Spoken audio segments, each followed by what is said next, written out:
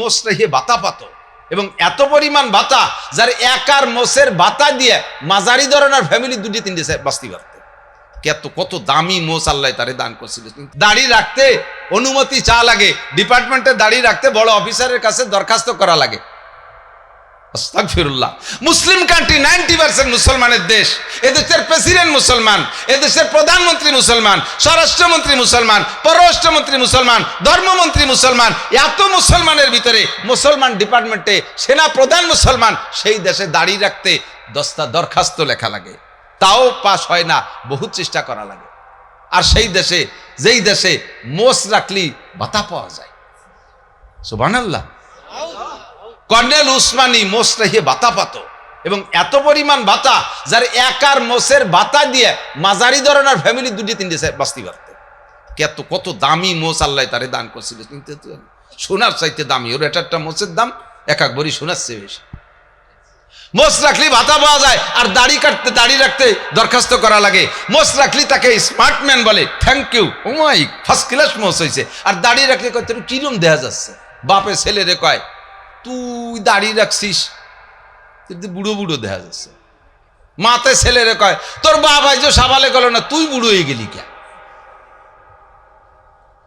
স্ত্রীতে স্বামী রে কয় তোমার আমার বর্ষার মতো দেখা যাচ্ছে দাড়ি রাহার মরে। বৌতি যদি স্বামী রে বর্ষার মতো দেয়, দাড়ি রাখা সম্ভব? এটা হলো জাগতিক লস। এবার দাড়ি রাখলে লাভ কি? এইসব দিক দিয়ে লাভ আসে। হুজুর কয় আমি বলছি সুন্নতের বিনিময় পরকালের লাভ, এর ভিতরে জাগতিক লাভও আছে, এটা তুমি খুঁজে দেখো। দাঁড়িয়ে পেশাব করতে নবী নিষেধ করছেন, সুন্নতের খেলাফ। যদি কেউ বসে পেশাব করে 100 শহীদের সওয়াব পাবে। কোন সুবহানাল্লাহ। হুজুর বলেন বসে পেশাবের বরকত আমি বলবো যা পরকালীন লাভ। আর দুনিয়াবি লাভ কি আছে এটা তুমি গবেষণা করে দেখো আছে না নাই। সমস্ত বিজ্ঞানীরা আবিষ্কার করেছে দাঁড়িয়ে পেশাব করলে যে কটা লস, তার ভিতরে একটা হলো চোখের পাওয়ার দুর্বল হয় তাড়াতাড়ি। 2 নম্বরে পেশাবজনিত রোগ যাকে বলে সিফিলিস, গনোরিয়া, এগুলো দাঁড়িয়ে পেশাব কর্নেওয়ালাদের বেশি হয়। 3 নম্বরে যৌন দুর্বলতা আসে, পাওয়ার কমে যায় তাড়াতাড়ি। 4 নম্বরে কিডনি মার খায়। 5 নম্বরে ডায়াবেটিস হয় তাড়াতাড়ি। এই সমস্ত রোগগুলো দাঁড়িয়ে পেশাবের ভিতরে। আমার নবী কয় আমি এদিক তাকাইয়া তোমাদের সুন্নত বলি নাই, আমি সুন্নতের আমলের কথা বলছি আখেরাতের দিকে তাকাইয়া। এবার তুমি খুঁজে দেখো দুনিয়ার লাভ লস ও তোমার সুন্নত ধরা আর ছাড়ার মধ্যে আছে, ঠিক কি না? আল্লাহু আকবার। ও দোস্ত, নবী পাক বলেন আমি বলেছি যে নারীরা লেখাপড়া শিখবে, পড়া শিখবে, কিন্তু লেখা শিখবে না। ওলা তুআল্লিমুহুন্নাল কিতাবাতা, তাদের লেখা শিখিও না। কেন বললেন হিজা? এটা হুজুরই ভালো জানেন। কিন্তু এখন আমরা গবেষণার যুগে একটু গবেষণা করে দেখি, কয় হুজুর নিশ্চয়ই এদিক তাকায় বলছেন যে নারীরা যদি লেখা শেখে, তারাও যদি ছেলেদের মতো উচ্চশিক্ষায় শিক্ষিত হয়, তাহলে ভালো ভালো পদগুলো একসময় নারীদের তাকসুরুন নিসা, কিয়ামতের আগে নারী বেড়ে যাবেন, পুরুষ কমে যাবে, নারীরা বেড়ে যাবে। তখন পর্যাপ্ত পরিমাণ শিক্ষিতা নারী হবে। সংখ্যাগরিষ্ঠতার দিক বিবেচনা করে বড় বড় চাকরিগুলো সব মহিলারা দখল করবে, পুরুষগুলো সব বেকার হয়ে মুকুসু করে ঘুরে বেড়াবে। আর পুরুষরা বেকারত্বের কারণে বিয়ে করতে পারবে না, আর নারীরাও চাকরিজীবী কর্মজীবী মহিলা, সে একটা বেকার ছেলেরে বিয়ে করবে না, বেকার ছেলের সাথে বিয়ে বসবে না। এদিকে এরা পয়সার অভাবে, চাকরির অভাবে বিয়ে করতে পারতেছে না, ওদিকে ওরাও বেকার ছেলের সাথে বিয়ে বসতেছে না। নিজেরা সরকার, নিজেরা চাকরিজীবী। এখন বাকি বিয়ে যদিও না করে, অন্য কিছু তো আর পড়িয়ে থাকবে না, তখন অবৈধ আচরণ করতে থাকবে। দুনিয়াটা যারও সন্তান আর হারামজাদায় ভরে যাবে। এই জন্য হুজুর নিষেধ করছে মেয়েদেরকে লেখালেখি শিখিবে না। দেখেন খুঁজে দেখেন, ডিসি মহিলা, টিওনো মহিলা, এসপি মহিলা, তারপরে অ্যাসিলেন্ট মহিলা, যে জায়গায় যাবেন খালি মহিলা আর মহিলা। হাজার হাজার যুবক, হ্যান্ডসাম সুদর্শন যুবক, মেধাবী যুবকগুলো সব বস্তা বস্তা সার্টিফিকেট গাড়ে হইয়া ওই খেজুর গাছ কাটা গাছিকে ঠুঙ্গি আছে না, ইদানিং কালে ব্যক্ত হয়েছে খেজুর কাটা গাছিকে ঠুঙ্গির মতো পিঠ বইরে সার্টিফিকেট নিয়ে সানা বান্ধে মুকুচুরি ঘুরে বেড়াচ্ছে। লাস্ট ফিনিশিং যে কয় বয়স 30 ওভার, চাকরি রে জোবার হয়ে গেছে, এখন আর কাম হবে না, এখন পোল্ট্রির ফার্ম আর ছাগলের খামার। মা বাপে বুঝা মনে করিয়া টাটকা তাজা পেঁয়াজের জমি 1 বিঘে বিক্রি করে পাঠাই দিয়েছে, যা বাবা দেশে চাকরি নাই, ওই পোল্ট্রি ফার্মেও কাজ হবে না, তুই সৌদি আরব যা। সৌদি আরব যাইয়া সে জায়গায় যে চরের মধ্যে কয়দিন ছাগল পাগল চড়াইয়া, এরপর সে ছাগল মুড়ি টুড়ি সাফ হয়ে গেছে, এমনি আর চাকরি নাই। স্বচক্ষে দেখে আসছি শত শত বাঙালি যুবক সৌদি আরব যাইয়া চাকরির অভাবে, কর্ম না পাইয়া, না খেয়ে শুকোয় যাচ্ছে, শুটকির মতো আর ছেলেপেলেদের মতো হয়ে যাচ্ছে।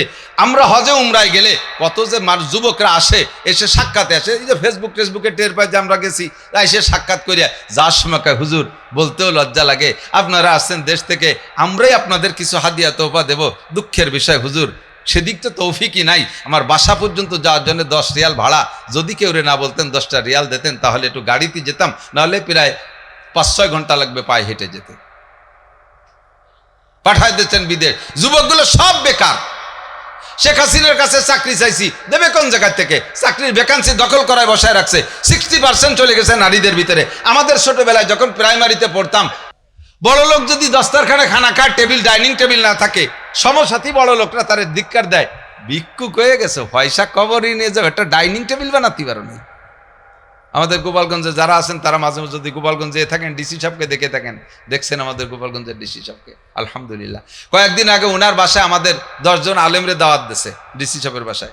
ওখানে দায়রা জজ সাহেব ছিলেন, এসপি সাহেব ছিলেন, তারপরে চিফ জুডিশিয়াল ম্যাজিস্ট্রেট, এই 4 জন আর আমরা 10 জন হুজুর।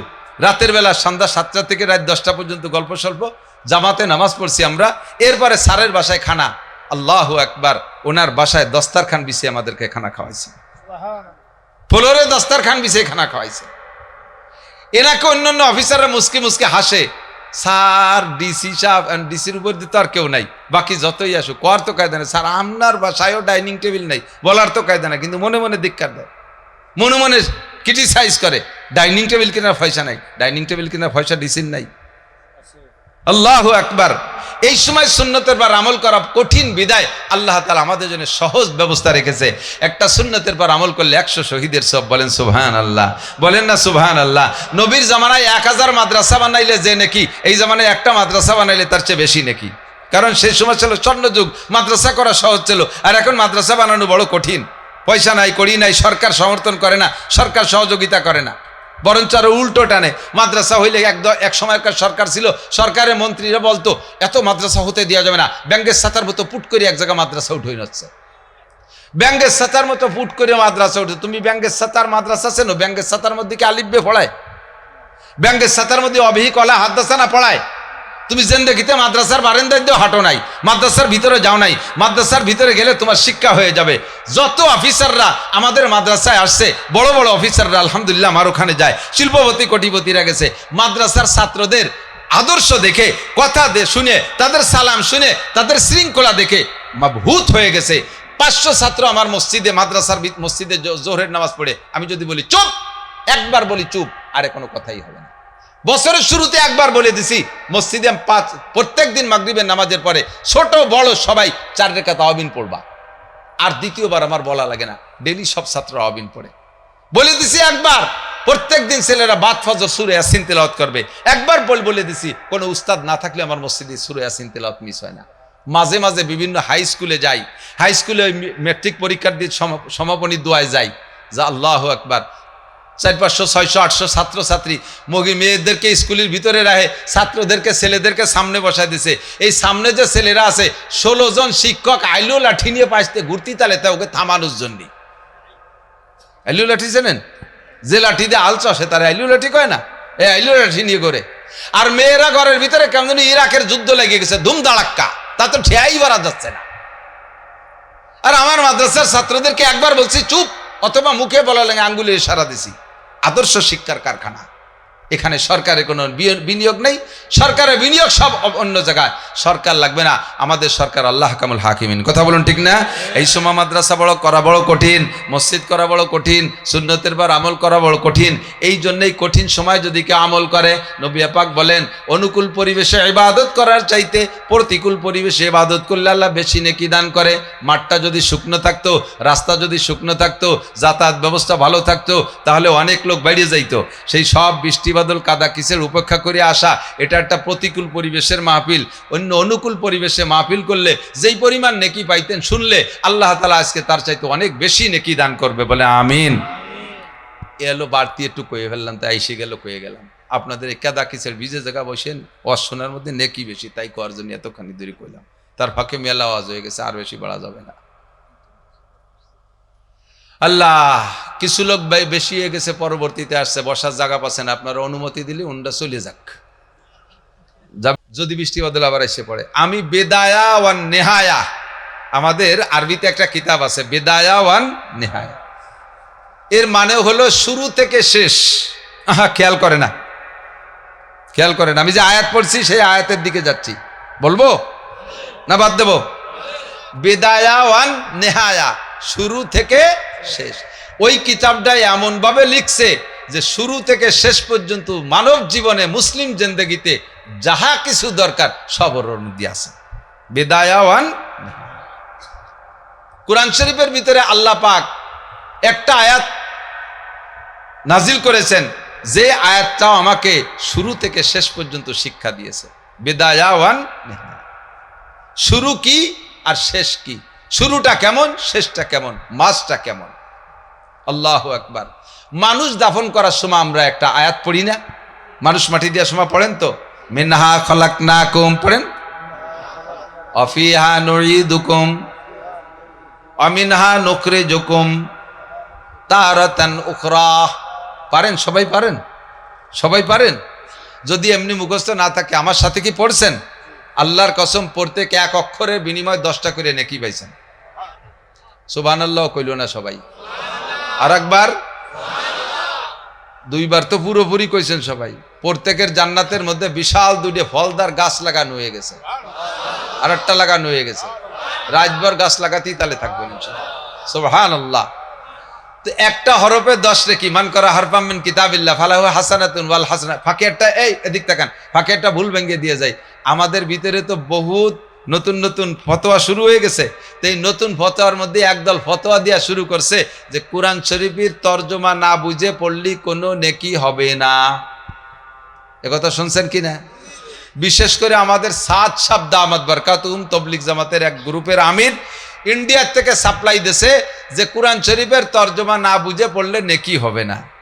আচ্ছা আপনি বলেন, এই তাহলে এই হাদিসের কি তর্জমা? হুজুর বলেন মান করা হারফাম মিন কিতাবিল্লাহ। সমস্ত উলামায়ে কিরাম এখানে আছে, আমি যদি গলত তর্জমা করি যত বড় বক্তা হয় আমার পিঠেই নামায় দেবেন, এই অনুমতি আপনাকে দেয়া থাকলো। হুজুর বলেছেন যে ব্যক্তি কোরআন থেকে একটা হরফ পড়বে, হারফাম মিন কিতাবিল্লাহ, একটা হরফ পড়বে, ফালাহু হাসানাতুন, তাকে একটা নেকি দেওয়া হবে। ওয়াল হাসানাতু বিআশরি আমসালিহা, এবার এই নেকিটা একটা নেকি এবার 10টা নেকি সমপরিমাণ। তার মানে যদি একটা হরফ পড়েন তাহলে আপনাকে 10টা নেকি দান করা হবে। যদি কোরআন শরীফের অর্থ না বুঝে পড়লে নেকি না হয়, তাহলে একটা হরফের কি অর্থ বলেন? আর একটা হরফ পড়লে 10 নেকি, আর অর্থ না বুঝে পড়লে যদি নেকি না হয় তাহলে নবী পাক মিথ্যে কথা বলেছেন। জোরে কর নাউজুবিল্লাহ।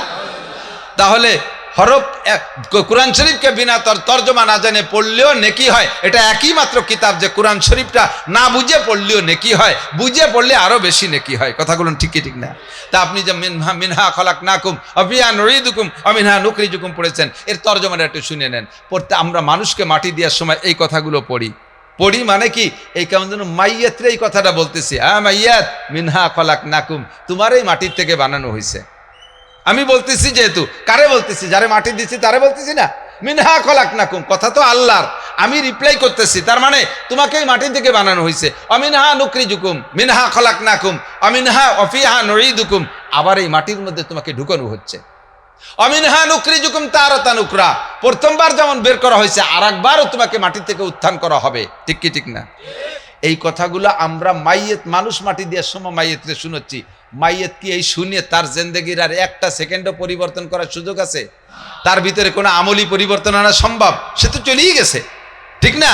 কিন্তু আয়াতের তর্জমা জানি না বিদায় এটা আমি বুঝলেই না। এই আয়াতটা তারে শুনেছি মানে আয়াতটা আমাকে আমি ওয়াজ করতেছি। ও মানুষ, এই মানুষটাকে যেমন মাটির থেকে বের করে আবার কিছুদিন মাটির মধ্যে ঘুরাইয়া আবার মাটির মধ্যে নেওয়া হচ্ছে, আবারও থেকে কিয়ামতে উঠানো হবে, আমি নিজে হাতে সেই মানুষটাকে মাটি দিচ্ছি। এই কথাটা আমার জন্য আমি বলতেছি। হে আব্দুর রহমান, হে নাসির, হে আব্দুল খালেক, হে ইমরান, তোমাদেরকে বানানো হয়েছে এই মাটি থেকে। অফিহা নুঈদুকুম, এর মতো আবার তোমাকেও মাটির মধ্যে আনা হবে। অমিনহা নুখরিজুকুম তারাতান উখরা, আবার তোমাকে মাটি থেকে উঠানো হবে। হবে কি হবে না? কিয়ামতে উঠবেন কি উঠবেন না? না উঠে কেউ পারবেন? আয়াতের তর্জমার দিক খেয়াল করেন, এদিক তাকান, খুব বুঝে নেন। আল্লাহ বলছেন মিনহা খলাকনাকুম, মাটি থেকে আমি তোমাদেরকে বানাইছি। কে বানাইছে? নাকি আব্বা? আমারে বানাইছে আব্বা? আমারে বানাইছে মা? আমারে কোনো মন্ত্রী এমপি বানাইছে? আমারে কে বানাইছে?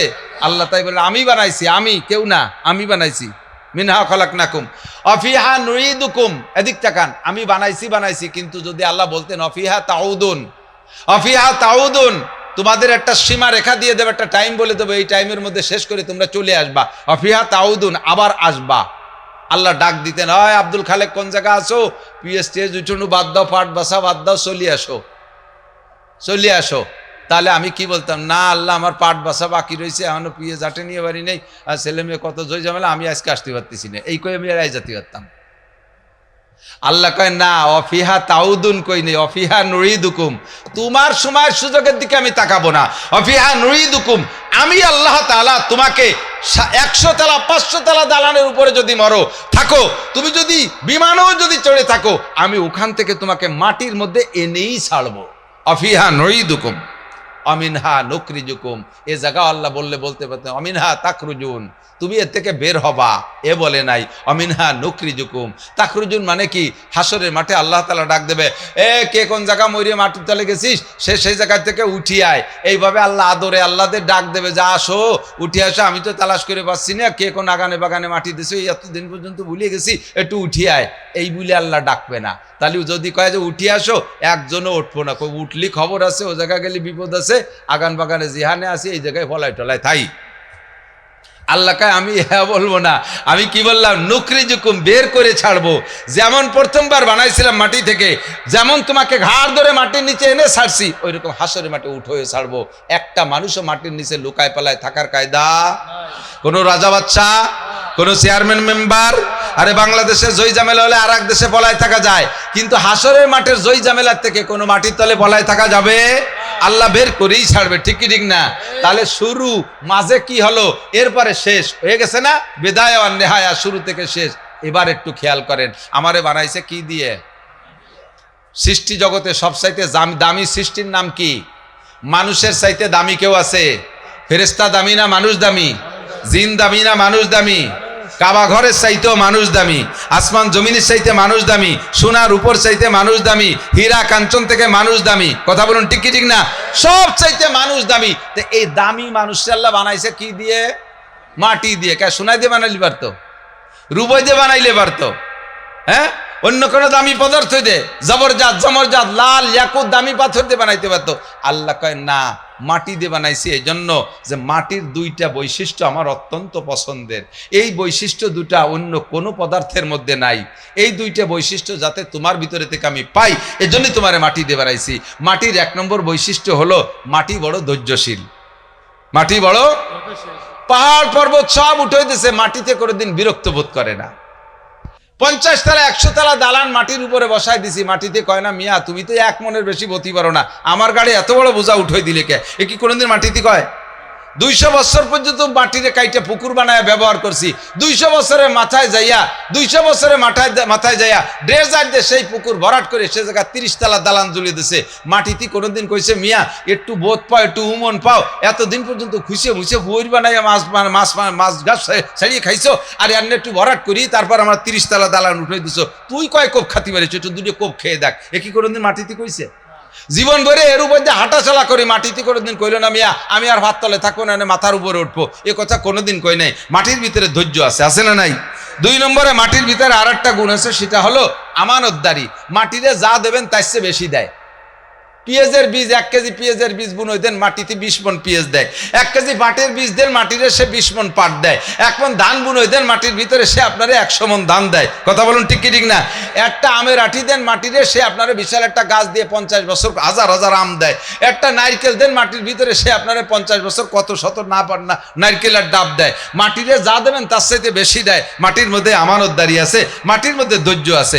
এই জন্য আল্লাহ কয় এই 2টা গুণ আমার খুব পছন্দের, তাই মানুষ তোরে আমি মাটি দিয়ে বানাইছি, তোর ভিতরে যেন আমি এই 2টা গুণ পাই। 1 নম্বরে তোর ভিতরে ধৈর্য থাকতে হবে।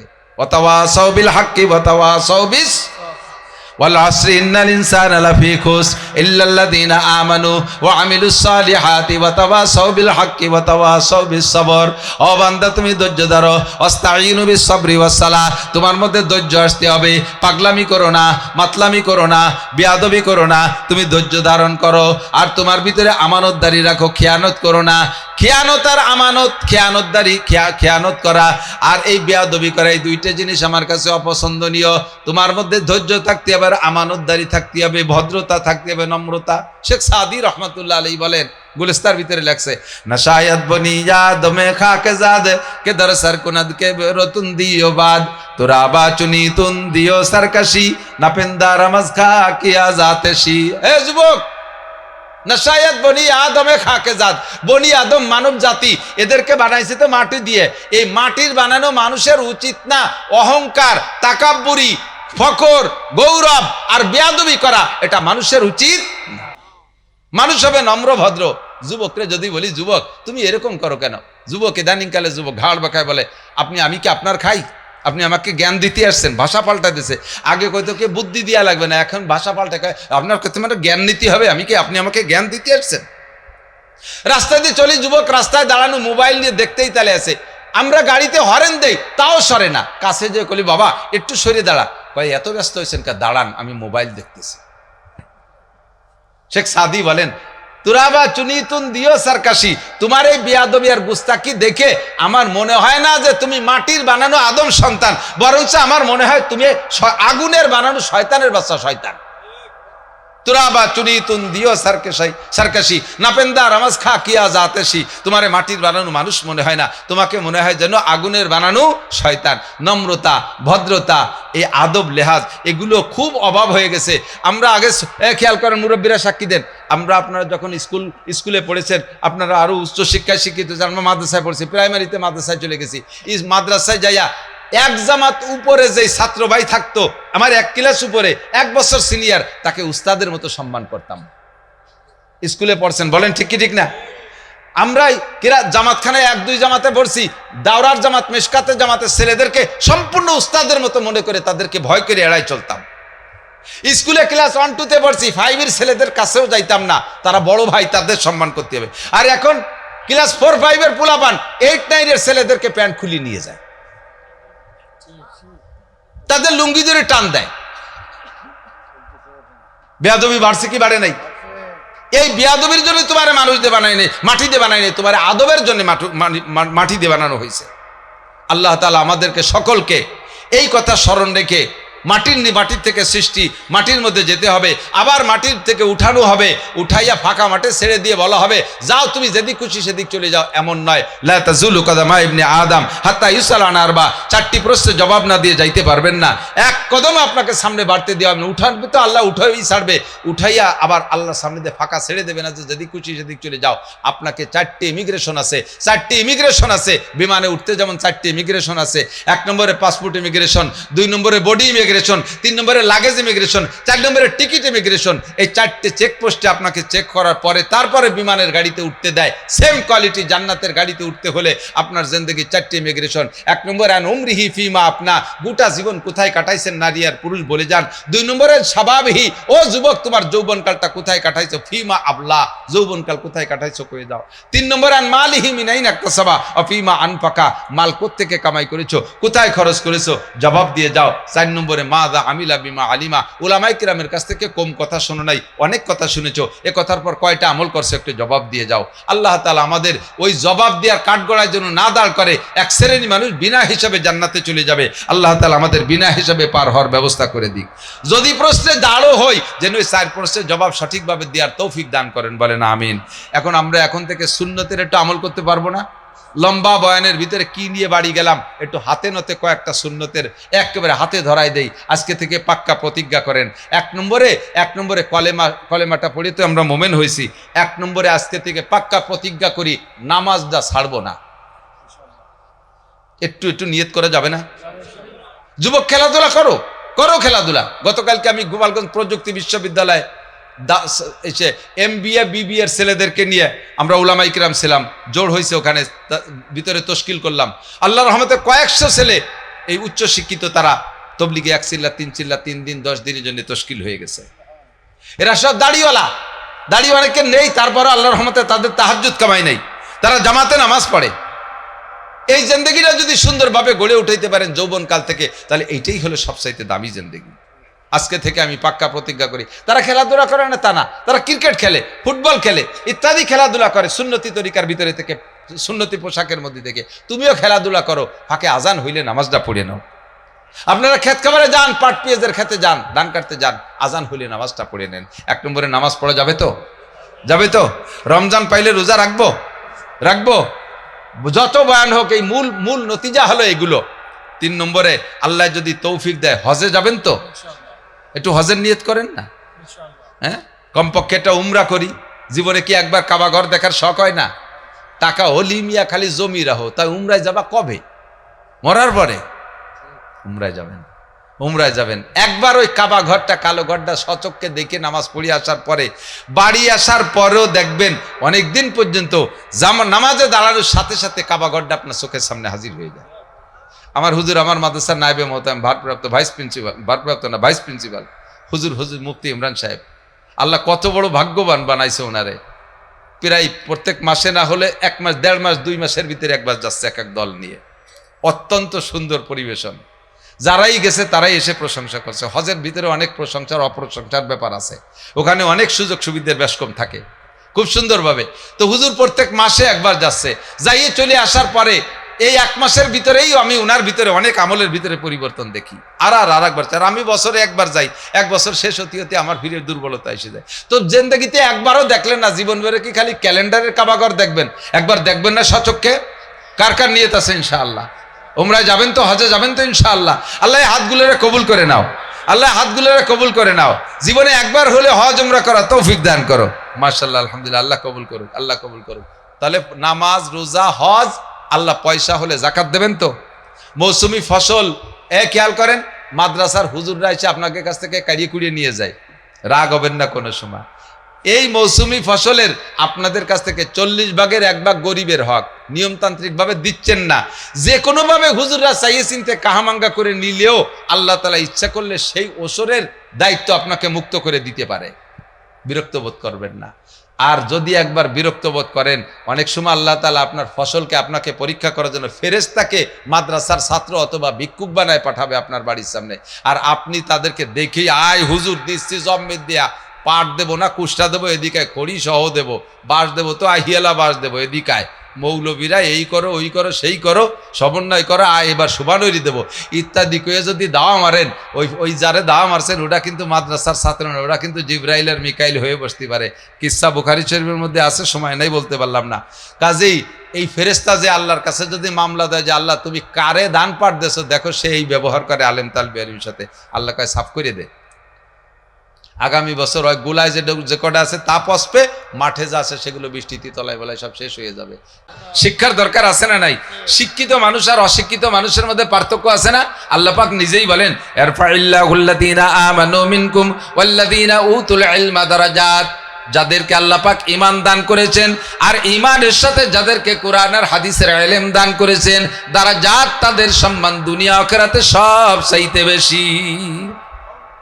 শিক্ষা নীতি নিয়ে আলোচনা করতে গিয়ে শিক্ষা কে কতটুক করবে, পুরুষরা কতটুক শিক্ষার দরকার, নারীরা কতটুক শিক্ষার দরকার, এই নীতি আলোচনা করতে করতে গিয়ে পুরুষেরটা কমপ্লিট হয়ে গেছে, ব্যাখ্যা অতদূর সম্ভব না, আমি এটা কথা বলেই চলে যাবো জায়গা মতো।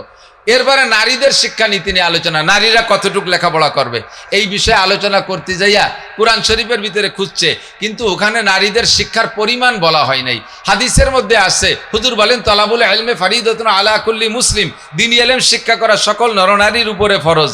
এটা পরিমাণ, মানে শিক্ষা করা ফরজ, ওয়ার্ডারটা আসছে, কিন্তু পরিমাণ বলা হয় নাই। এখন পরিমাণ কতটুকু হবে? ছেলেরা আইএ পাস করবে, বিএ পাস করবে, বিসিএস পাস করবে, ডাক্তার হবে, ইঞ্জিনিয়ার হবে, বিজ্ঞানী হবে, ইংলিশ শিখবে, বিভিন্ন দেশের ভাষা শিখবে পুরুষরা। নারীরা কতটুকু শিখবে, এই ব্যাপারে আলোচনা করতে যাইয়া কোরআনের ভিতরে আয়াত খুঁজে পায় নাই, হাদিসও পর্যন্ত শেষ, আর কোনো পরিমাপ খুঁজে পাচ্ছে না। এখন সাহাবায়ে কেরাম বলতেছে, তাহলে আমরা একটা মশওয়ারা করে একটা ধার্য করি যে নারীরা কতটুকু শিখবে। হযরত ওমর বললেন, না, কাজ বাকি আছে, কাজ বাকি আছে, আমার একটা জায়গা আছে, ওই জায়গার থেকে যদি ফেরত আসি তারপরে আমরা ইজমা করব। আজকে সংসদ এ পর্যন্ত মুলতবি ঘোষণা করা হলো। সংসদ মুলতবি ঘোষণা করে রাতের বেলা হযরত ওমরের মেয়ে হাফসা হুজুরের স্ত্রী ছিলেন, হযরত ওমরের মেয়ে হাফসা হুজুরের স্ত্রী আয়েশার সতীন, হযরত ওমরের মেয়ে হাফসাকে নিয়ে ওমর আয়েশার ঘরে গেলেন, যে বলতেছে, ওমা আয়েশা, আমি একটা বিপদে পড়ে আসছি, যেটা কোরআনেও পাই নাই, হাদিসেও পাই নাই, এ ব্যাপারে সাহাবায়ে কেরাম কেউ বলতে পারে নাই। আমরা হুজুরের সাথে শুরু জিন্দেগি থেকে যারা দীর্ঘ 23টি বছর কাটাইছে, আমাদের কাহারও জানা নাই। তুমি কি জানো মা ক্বালা রাসূলুল্লাহ সাল্লাল্লাহু আলাইহি ওয়াসাল্লাম ফি তা'লিবিন নিসা, হুজুর আলাইহিস সালাতু ওয়াসসালাম মেয়েদের শিক্ষানীতি সংক্রান্ত কিছু বলেছে, তোমার কি জানা আছে?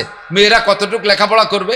সিদ্দিকা আয়েশা বললেন, ক্বালা নাম, জি খলিফাতুল মুসলিমিন, আমি জানি হুজুর কি বলেছেন, একটা হাদিস আমার জানা আছে। হযরত ওমর খুশিতে যেন আত্মহারা হয়ে গেছে। ওমা বলো কি বলেছেন হুজুর? সিদ্দিকা আয়েশা বলতেছেন, ক্বালা রাসূলুল্লাহ সাল্লাল্লাহু আলাইহি ওয়াসাল্লাম আল্লিমুহুন্না সূরাতান নূর ওয়া লা তুআল্লিমুহুন্নাল কিতাবা। নবী পাক বলেছেন, আমি নিষ্কানে শুনেছি, সিদ্দিকা আয়েশা বলেন, নবী পাক বলেছেন, আল্লিমুহুন্না সূরাতান নূর, নারীদেরকে সূরা নূর শিক্ষা দাও। সূরা নূরের ভিতরে পর্দার আয়াত, নারীদের দৈনন্দিন যা কিছু প্রয়োজন, নারীদের জীবনযাপন কেমন হবে, স্বামীর সাথে কেমন চলবে, শ্বশুরের সাথে কেমন চলবে, সন্তানাদি কেমন পালবে, এক কথায় পর্দা পুশিদা নারীদের জীবনযাপনের আলোচনা, নারীত্বের আলোচনা সূরা নিসা আর সূরা নূরের ভিতরে পরিপূর্ণ আসছে। অনেক আলোচনা তার ভিতরে। হুজুর বলেছেন, আল্লিমুহুন্না সূরাতান নূর, নারীদেরকে সূরা নূর শিক্ষা দাও, তাহলে নারীরা আদর্শ নারী হবে। তবে ওয়ালা তুআল্লিমুহুন্নাল কিতাবা, নারীদেরকে লেখালেখি শিখাবা না। বললে আপনারা যারা জেনারেল শিক্ষিত অবশ্যই আমার সাথে বিরোধ সৃষ্টি করবেন। আমি এই বিরোধিতার জবাব দিতে পারবো না, আমি মাত্র স্পিকার, যা হাদিসে পড়েছি তাই আপনাদের সামনে পেশ করলাম। আল্লাহ কামুল হাকিমিন জানে, নবী পাক জানে প্রত্যেক কথার ভিতরে কি হিকমত আছে। নবী পাকের দায়িত্ব হলো সুন্নত বয়ান করা, ওই সুন্নতের মধ্যে জাগতিক কোনো লাভ আছে কিনা এইটা আমার নবীর বলার দায়িত্ব না। সুন্নতের মধ্যে পরলৌকিক যে লাভ আছে এইটা আমার নবীর বলার দায়িত্ব। কথা বলুন ঠিক কি ঠিক না? নবী পাক বলেছেন, যদি কেউ সুন্নতের পর আমল করো, মান তামাসসাকা বিসুন্নতি ইনদা ফাসাদে উম্মতি ফালাহু আজরু মিয়াতি শাহীদ। সুন্নতের বিনিময়ে কি পাবা, পরকালে কি পাবে, এইটা আমি বলবো। এক নম্বরে বলে দিলাম, গোটা সুন্নত সম্পর্কে যে কোনো একটা সুন্নতের পর আমল করলে পরকালে আল্লাহ পাক তোমাকে 100 শহীদের সওয়াব দান করবে। সুন্নতের আমল করলে দুনিয়ায় কি লাভ, এটা তুমি গবেষণা করে খুঁজে নাও।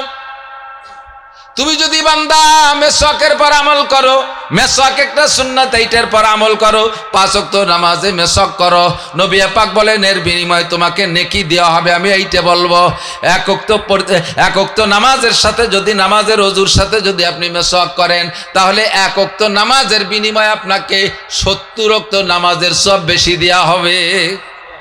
হুজুর বলেন যে এই লোকটা নিয়মিত ওযুতে মেসওয়াক করে ওযু বানায়া নামাজ পড়ে, ওই লোকটার নেকির পাল্লা এরকম ভারী হবে।